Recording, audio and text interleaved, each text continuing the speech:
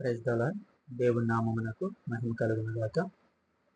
ఈరోజు మనం ధ్యానించుకున్నటువంటి వాక్యము ద్వితీయోపదేశ కాండము 4వ అధ్యాయము 7వ వచనం. ఏలయనగా మనము ఆయనకు మొరపెట్టినప్పుడల్లా మన దేవుడైన యెహోవా మనకు సమీపముగా ఉన్నట్టు మరి ఏ గొప్ప జనమునకు ఏ దేవుడు సమీపముగా ఉన్నాడు? ఈరోజు మనం ధ్యానించుకునేటువంటి వాక్య భావం ఏంటి అంటే, మనం దేవునికి ప్రార్థన చేసినప్పుడల్లా ఆయన మనకు తోడుగా ఉన్నట్లు ఏ జనమునికి ఏ దేవుడు తోడుగా లేడు అని చెప్పేసి ఇశ్రాయేలు ప్రజలతో దేవుడు మాట్లాడుతూ ఉన్నాడు. ఈ వాక్యాన్ని మన జీవితంలోనికి వచ్చేసి ఎలాగా మన జీవితాలకు అన్వయించుకోవాలి అంటే, మనం కూడా ప్రార్థన చేసిన, ఆయన ఆరాధన చేసిన, ఆయన దృష్టికి యథార్థంగా నడిచినప్పుడల్లా కూడా ఆయన మనం చేసినది విని మనకు అనేక సార్లు సహాయం చేస్తూ ఉంటాడు.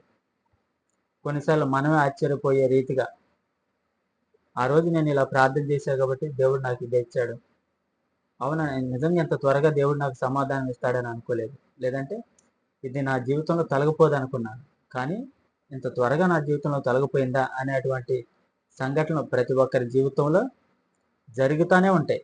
అది తప్పనిసరిగా జరుగుతూనే ఉంటుంది. అయితే దేవుడు ఎప్పుడు కూడా ఆయన మనకు దగ్గరగానే ఉంటాడు.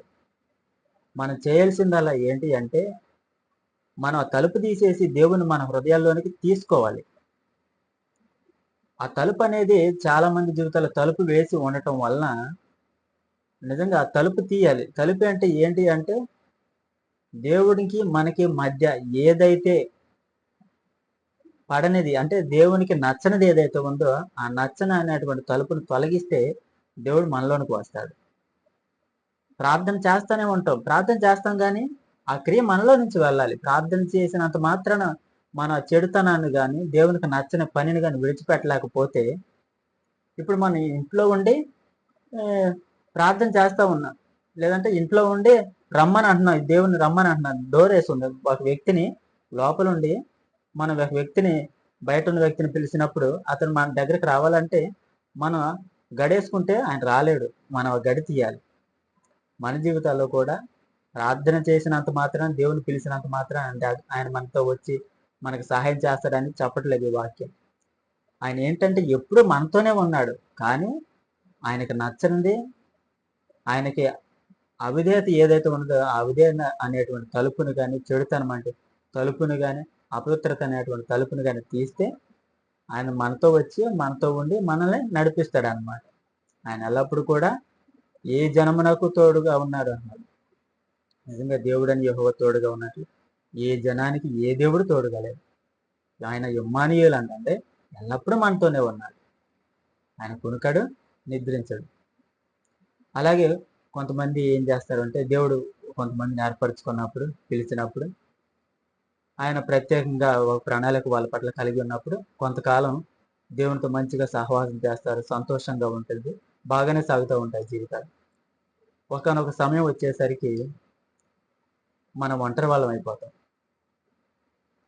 మనతో ఉన్నటువంటి వాళ్ళు సాధారణంగా ఆ సమయం వచ్చేసరికి మనకి అందరూ దూరం అయిపోతారు.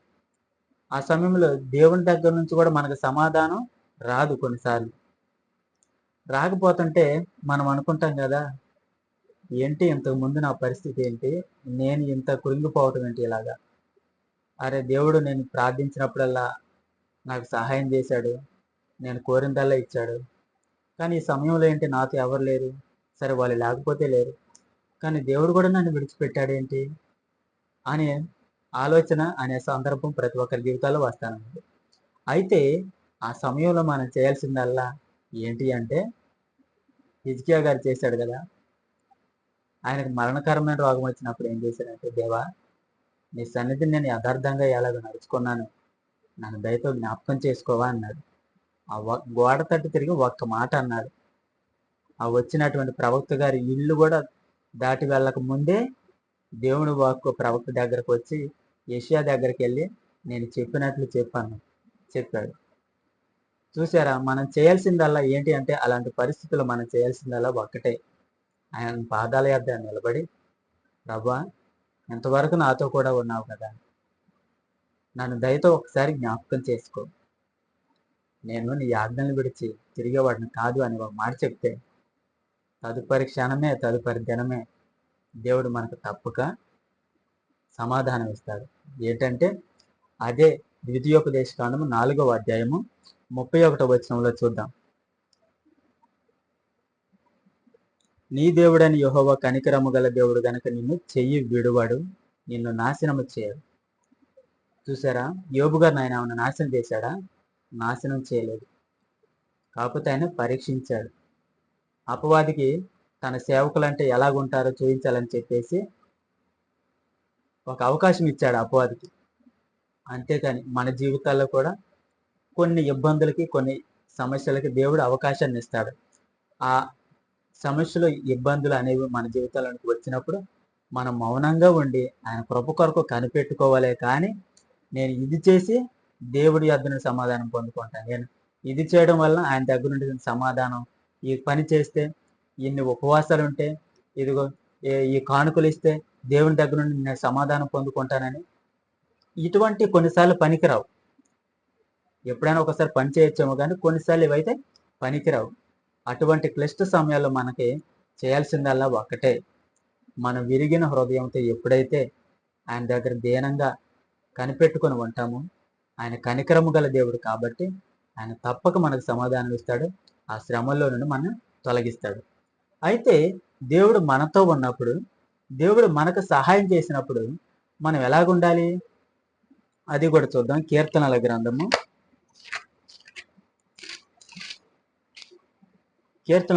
97వ అధ్యాయము 10వ వచనం. యెహోవాను ప్రేమించు వారలారా చెడుతనమును అసహించుకొనుడి. ఈ వాక్యం ముక్సూటిగా చెప్తుంది మనకి. దేవుని ప్రేమించేటువంటి ప్రతి ఒక్కరు, నేనైనా ఎవరైనా కానీ చెడుతనమును అసహించుకోవాలి. చెడుతనము అంటే ఏంటి అంటే, మన మనస్సాక్షి ఏదైనా పని చేసేటప్పుడు ఇది దేవునికి నచ్చినది కాదు అని చెప్పింది అనుకోండి, అది చెడుతనమే. ఏంటంటే మనకి కొన్నిసార్లు మనం చేసే పనులు మనకి మంచివిగా కనిపిస్తాయి, కానీ అవి దేవుని దృష్టిలో అంత ప్రయోజనకరమైనటువంటి పనులు కావు. కాబట్టి మనం ఏం చేయాలంటే, మనకు మంచిది అనిపించే దానికన్నా కూడా దేవునికి ఏదైతే మంచిదో దాన్ని పట్టుకొని, ఆయనకి నచ్చనిదే ఏ పనైనా కానీ చెడుతనం అంతటిని కూడా మనం అసహించుకోవాలి. అంటే దాన్ని మనం వెంబడించకూడదు, దాన్ని పట్టుకోకూడదు, దాన్ని వచ్చి చూడకూడదు. ఇది దేవుణ్ణి అనుసరించాలి అనుకునేటువంటి వారికి తగినటువంటి మాటలు. అలాగే చెడుతనమును అసహించుకున్న తర్వాత మనం 96వ కీర్తన 9వ వచనం. పరిశుద్ధ అలంకారములు ధరించుకొని యెహోవాకు నమస్కారము చేయుడి, సర్వభూజనులారా ఆయన సన్నిధిని వణకుడి. చెడుతనమును అసహించుకున్నాం, దాన్ని విడిచిపెట్టాం. ఇక ఆయన మనతో ఉన్నప్పుడు మనం ఏం చేయాలంట? మనం పరిశుద్ధ అలంకారాలను ధరించుకొని యెహోవాకు నమస్కారం చేయుడి, సర్వభూజనులారా ఆయన సన్నిధిని వణకుడి.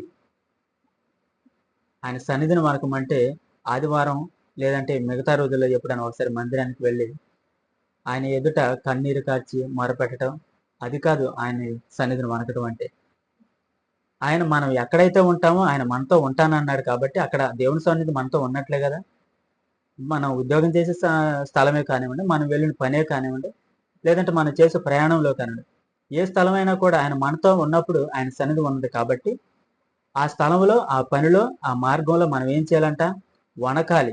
ఏంటి అంటే, దేవుడు నాతో ఉన్నాడు, దేవుడు నాలో ఉన్నాడు కాబట్టి నా మాటలు జాగ్రత్తగా ఉండాలి, నా చూపులు జాగ్రత్తగా ఉండాలి, నా ప్రవర్తన జాగ్రత్తగా ఉండాలి. ఇలా మన మనసులో మనం ప్రశ్నించుకుంటా ఉన్నాం అనుకోండి, దేవుని ఆత్మ మనల్ని బలపరిచింది. ఆ పాపంలో పడకుండా, ఆ యొక్క చిన్న చిన్న సులువుగా చిక్కులు పెట్టే పాపాలు ఉంటాయి చూడండి, తొందరపడి మాట అనకుండా, తొందరపడి చూడకుండా, అటువంటి పాపాల నుండి ఈ యొక్క వాక్యం మనల్ని భద్రపరిచింది, తప్పించింది అనమాట. కాబట్టి మనం ఏం చేయాలంట? ఎక్కడున్నా కానీ, స్థలం ఏదైనా కానీ మనం వణుకుతూ పరిశుద్ధ అలంకారాలు ధరించుకొని ఆయనకు మహిమకరముగా నడుచుకోవాలన్నమాట. ఇలాగ నడుచుకున్నప్పుడు అంటాడు, యెషయా గ్రంథము 41:10 అంటాడు,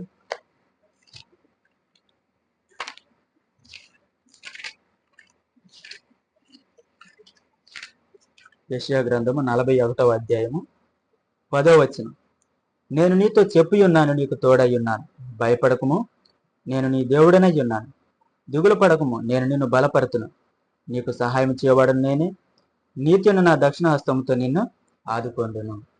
చూసారా దేవుడు ఆయన ఎంతసేపటికి కూడా ఎప్పుడు మనతో సహవాసం చేయాలా, ఎప్పుడు వీళ్ళని బలపరచాలా, ఎప్పుడు వీళ్ళ ద్వారా నా నామాన్ని మహిమపరచాలా, ఎప్పుడు వీళ్ళ ద్వారా నేను ఆశ్చర్యకార్యాలు చేయాలా, ఎప్పుడు వీళ్ళని నా చేతిలో బలమైన పాత్రలుగా వాడుకోవాలా, ఎప్పుడు నా దీవెనలు వీళ్ళకి ఇవ్వాలా అని చెప్పేసి ఆయన వీటన్నిటిని చేయాలని ఆశిస్తూ తొందరపడుతూ ఉంటారు. కానీ మనం ఏంటి అంటే ఈ లోక సంబంధమైన క్రియలకి కొంత, మనుషులకి కొంత, మన అవసరాలకు కొంత సమయాన్ని, మన శక్తిని, సామర్థ్యాన్ని వీటికి ఇచ్చేయటం వలన దేవుడికి దూరంగా వెళ్తూ ఉంటాం.